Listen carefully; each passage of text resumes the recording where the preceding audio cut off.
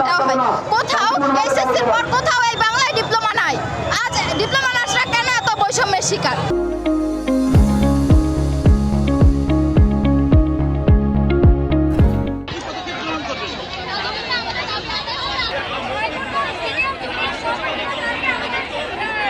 আমাদের এই আন্দোলন অনেকদিন যাবত আমরা অনেক আগেও করছি, তো আমাদের খালি আশ্বাস দিয়ে রাখছি যে দাবি মাইনে নেওয়া হবে, কিন্তু আসলে তারা কোনো মাইনেও না নাই, আর আমাদের কোনো লিখিত দেয়নি।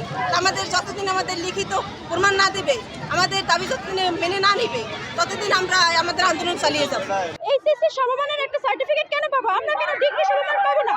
এই নিয়ে আমাদের আন্দোলন চলছে সেই 2024 সালের আগস্ট মাস থেকে। এখন পর্যন্ত আমাদের আন্দোলন চলমান। এখন পর্যন্ত তারা কোনো লিখিত আকারে প্রজ্ঞাপন জারি করেনি। এবং গতকালকে আমাদের ঢাকা আন্দোলনে আমাদের শিক্ষার্থীদের উপর, আমার ভাই বোনদের উপর পুলিশ দিয়ে হামলা চালানো হয়, লাঠিচার্জ করা হয়। আমরা সেই অনুযায়ী আজকে আমরা চৌরাস্তা ব্লক করেছি। যতক্ষণ না তারা লিখিত আকারে কোনো প্রজ্ঞাপন জারি করছে এবং আমাদের এই দাবি না মেনে নিচ্ছে, আমরা এই চৌরাস্তা ব্লক করে রাখবো। জনগণের দুর্ভোগ হচ্ছে আমি বুঝতে পারছি, কিন্তু তারা কেন চোখে কালো কাপড় বেঁধে আছে? তারা কেন বুঝতে চাইছে না আমরা একটা ন্যায্য দাবি আদায়ের জন্য এই রাজপথে এসে দাঁড়িয়েছে? আমরা নার্স, আমরা